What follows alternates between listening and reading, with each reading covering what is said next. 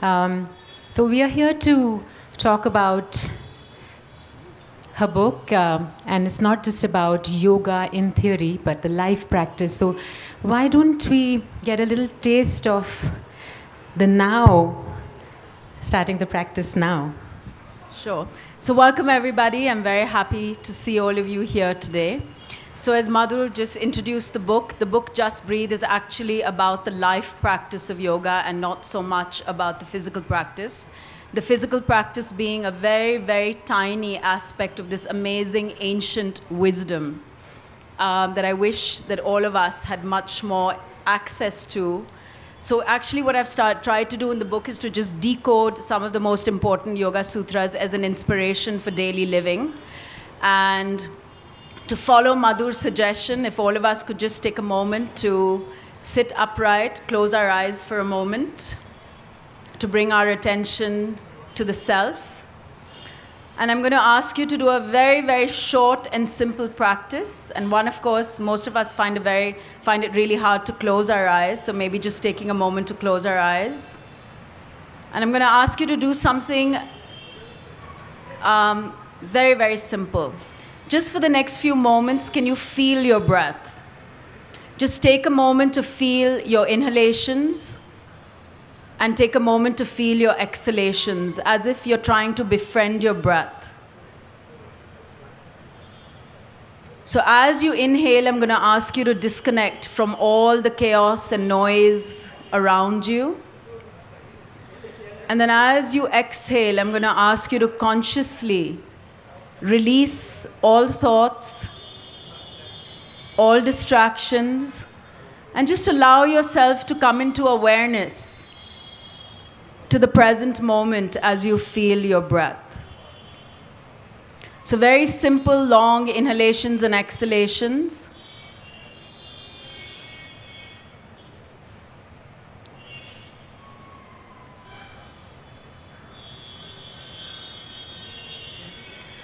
And now, very slowly bring your awareness back to the space that you're in and gently open your eyes.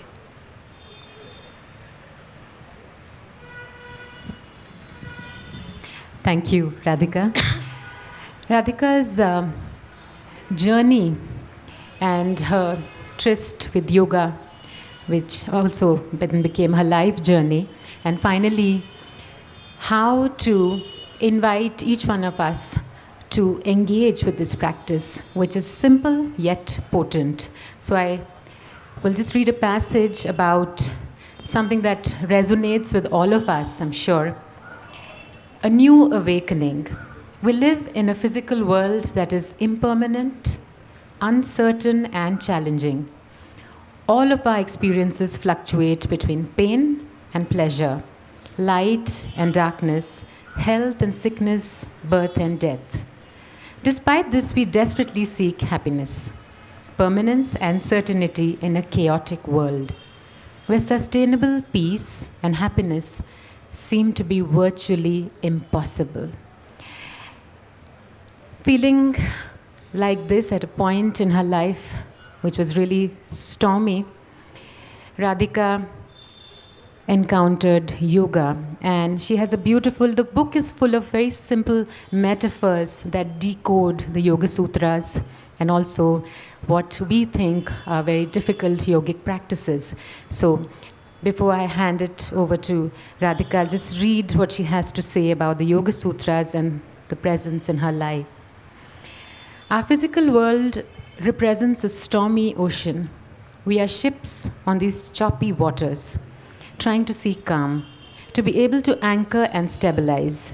The ship must return to harbor, and so the Yoga Sutras help us to move inwards to the discovery of ourselves and our true nature, and to the only place where we can experience any calm. Radhika, would you like to elaborate on this? So I did start my journey with yoga with B.K.S. Iyengar, and I was fortunate enough to be a student of the Iyengar School of Yoga. I had been practicing, trying many different schools, and then one day I went to an Iyengar yoga class and something magical happened. I felt a strange energy flow, awakeness, and I knew at that moment, and this was in the 90s, that I had actually come home. So to cut a long story short, really what the Iyengar School of Yoga did for me is BKS Iyengar's genius methodology, which was understanding that as you learned how to open your body and to get deeper into the physical body, the body then would become a gateway to the higher practice, meaning the life practice of yoga. So once I'd been practicing for quite a few years, and then suddenly this new idea dawned upon me. I thought I was a victim in my life and I was living in a very, very deep, dark space. And one day I realized, and this is actually the first lesson of the Yoga Sutras, is that every single one of us live in the physical environment that is characterized by 3 inherent properties or characteristics: uncertainty, impermanence, and volatility. So again, uncertainty, impermanence, and volatility. Yet, interestingly enough, if you look at all of us and how we're brought up, with certain parents or not. We go to school, we have this expectation that I'm going to get this amazing job, I'm going to get married, have children, and have this perfect idea of happiness. And then as all of us live, we start to realize, what is happiness? I got this, and then it made me unhappy. I tried for this happened, and this didn't happen. And then I realized that actually, then I started to contemplate the human journey. And I realized that all of us are living in this extremely chaotic environment. And while we as human beings so desperately seek peace, permanence, and certainty, the Yoga Sutras actually says, sorry, it's never going to happen. It's never going to happen in the physical environment. And that you may experience peace, you may experience certainty and permanence, but it's going to be for pockets of time. Because the physical environment is changing all the time. And really, then we are confronted with a very important question.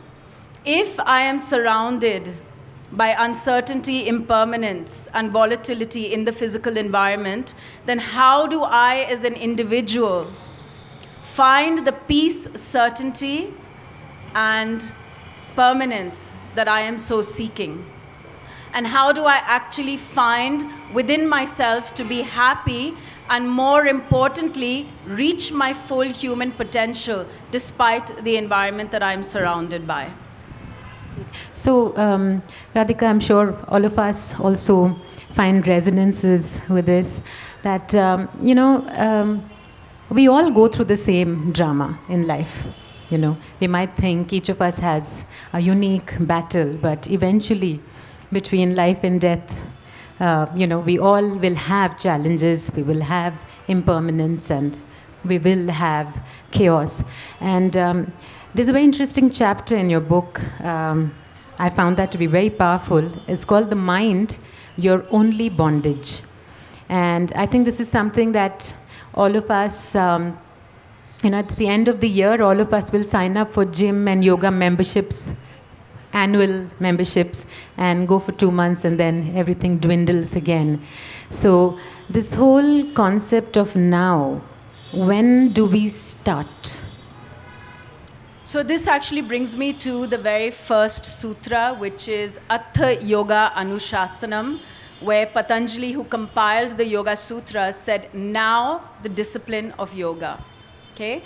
So there's a lot of meaning to the now, and also to the fact that yoga is a discipline. So really what Patanjali is trying to tell us is that if you want to learn any skill, if you want to be a musician, an accountant, an Olympic athlete, a chef, no matter what it is, there's always process, discipline, and perseverance involved. You can't just wake up one morning, well, very few of us can wake up one morning and be an accountant, a businessman, anything. There's a reason we take time to study, focus. So when Patanjali talked about Atha Yoga Anushasanam, now the discipline of yoga, the first thing that he's telling you is that yoga is a skill. So when he referred to yoga, he was not talking about whether you could do a handstand or a headstand in the middle of the room. He was actually talking about yoga as a life practice. So in fact, The entire Yoga Sutras is about how to learn to live life skillfully, given the fact that we're surrounded by uncertainty, impermanence, and volatility. So he's telling you in the first sutra that yoga, like any other skill, must be learned. If you want to learn how to live life more skillfully, you must be willing to take the time out to understand how to do this. And when he talked about Atha now, he's telling you that science is the here and now. That every single one of us is living in this amazing university called life. So I don't need to go anywhere to learn this practice. I can actually, once I understand the theory behind the practice, every single moment of my life is the university of life. Yet all of us keep getting caught up in these mind states that I must run here, go and do this course here, get this certificate, etc., etc. But he's saying no. The practice of yoga happens right here, right now, in every moment in your life, irrespective of what you are doing. So then in the second sutra, Patanjali was very, very clever. The entire Yoga Sutras is 196 sutras, but he gave you the full practice in the first 3 sutras. In the second sutra, Patanjali says to you, Yoga Chitta Vritti Nirodha, which means the goal of yoga is to stop the fluctuating mind and your personality complex. So why the fluctuating mind? Because all of us live with a very incessant mind. And in fact, there is this great conversation of Maya and illusion in yoga. So actually, and there's a big, big misunderstanding behind what the illusion is. Right here, right now is not an illusion. But if you're actually sitting here, listening to me speak, but your mind is completely somewhere else, storytelling, thinking of other things, that's the illusion. So in fact, what Patanjali is trying to explain to us, that all of us are confronted by this energy sphere. It's actually called the conceptual mind, driven by the mind, the senses, and the ego. So as I'm doing something, no matter what I'm doing, drinking a cup of tea, talking to someone, listening to this conversation, my mind comes in like the tsunami and drags me away into an imaginary world. And why the chitta, the personality complex? Because all of us were born into different circumstances. According to our circumstances, we experience life in many different ways. According to our experiences, we formulated various belief systems. So when this imaginary world comes in and sweeps you away, then the mind starts storytelling, and then you start believing those stories, and that becomes the illusion, because you are no longer present right here, right now, but you're in this imaginary world looking at your life and living your life from there. So in fact, this journey of yoga is so simple. Really what he's telling you is that you need to stop allowing the tsunami to come in and sweep you into an imaginary world, but you need to learn how to be present. So of course, the next question, how do I learn how to be present? So this is why my book is entitled Just Breathe. Your breath is by far the most transformative tool, because your breath can only happen right here, right now. It cannot happen in the future, and it cannot happen in the past. So if I learn how to train my mind to focus on the breath, automatically I learn how to be present and aware. And then comes the most important sutra, where Patanjali tells you, if you succeed in stilling the mind, you in fact move away from the conceptual, chaotic mind, and you start to experience something called consciousness. And within each and every single one of us in this world lies this incredible reservoir of intelligence, creativity, and wisdom. So right now I think I'm alive, I'm intelligent, I'm creative. Your conceptual mind will allow you a certain amount of creativity and wisdom and intelligence. But he says true knowing, true intelligence, true creativity, and wisdom comes from when you start to experience consciousness. So to summarize the first 3 sutras, he's in fact telling you that yoga is the science of the here and now. I don't need to go anywhere. It's right in every single moment. Secondly, he's telling you that the goal of yoga is to stop that fluctuating mind. Because the fluctuating mind is what creates the illusion called Maya. And once you learn how to do that, and the tool that he gives you is that I can package this as beautifully as possible. I can run from one place to another. But at the end of the day, your breath is with you all the time. My breath happens right here, right now. So instead of me attaching myself to things in the outside world which are constantly changing, when I learn how to attach myself to my breath, which is present in the here and now, something starts to transform inside of me. So to give you a very simple example, if I'm hit with a challenge, what happens? Of course, a challenge is difficult. Then typically, the tsunami comes in, sweeps me into another world and starts storytelling. This is really difficult. I can't do this. And it puts me into mind states that are driven by fear, negativity, etc. So this storytelling needs to stop. And what Patanjali says to you, if you can just come to the moment where you stop. So my mantra for myself is stop, breathe, think, act. So if I can in fact stop and just feel my breath, I stop the tsunami from sweeping me away and I start to experience life as it's happening right here, right now.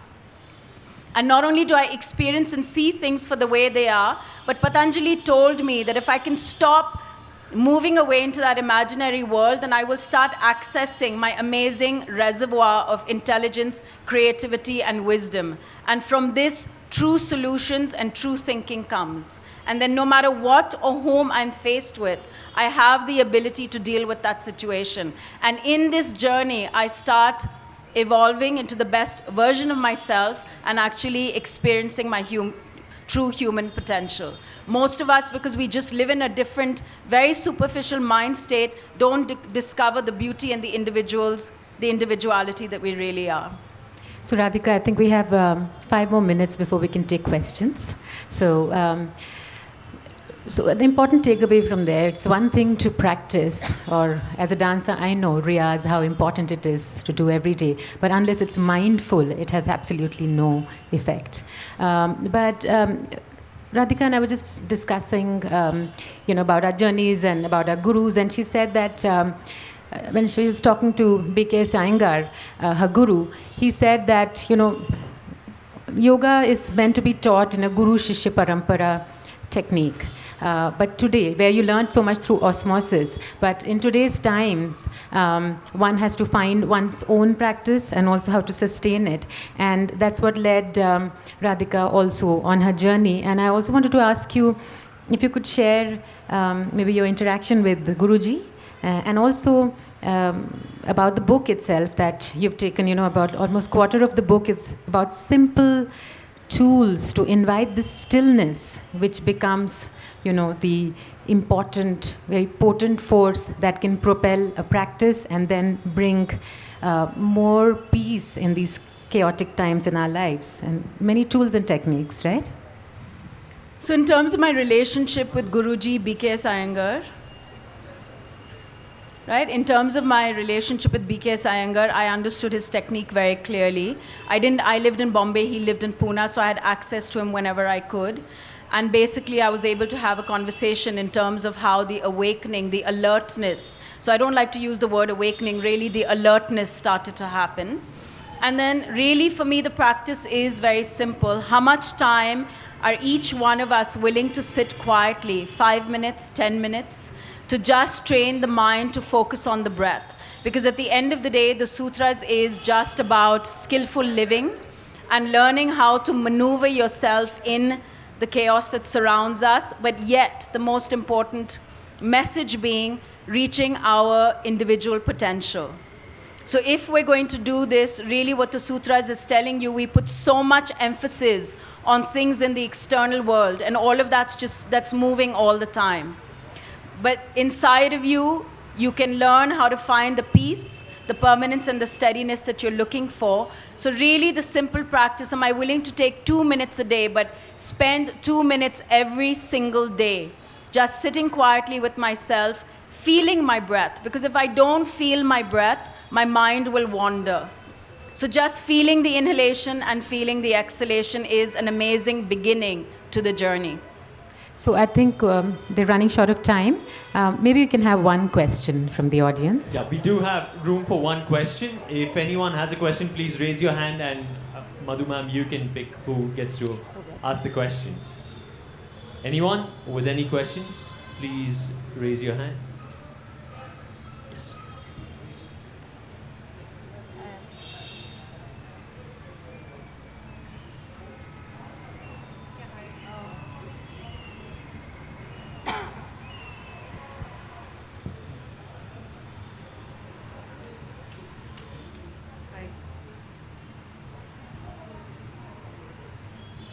You can take my mic if you want.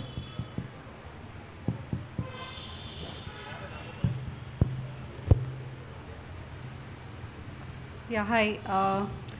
I just came in, I just heard about 5 minutes. But what you told in the last 5 minutes is something like Vipassana. Is it, have you also done Vipassana, and what are your thoughts about it?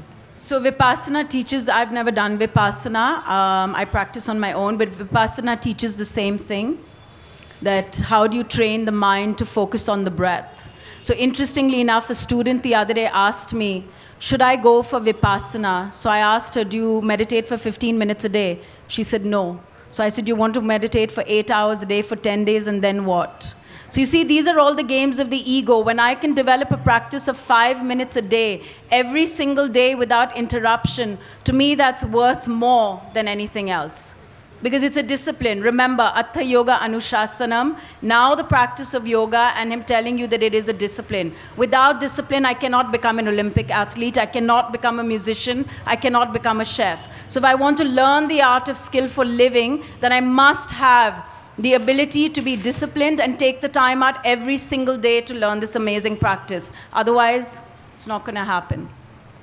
Thank you, Radhika. And another very important takeaway from the book, and I think something that we can all sort of make it our own, is to respond and not react. Yes. So stop, breathe, think, and act makes you a much more responsive versus a reactive person. My 4 words that I remind myself through every moment of my life, that I don't need to react, but if I allow myself to stop for a moment, engage with my breath, then that gives me the ability to respond versus being a reactive human being. So we all have this strong tool with us to nurture.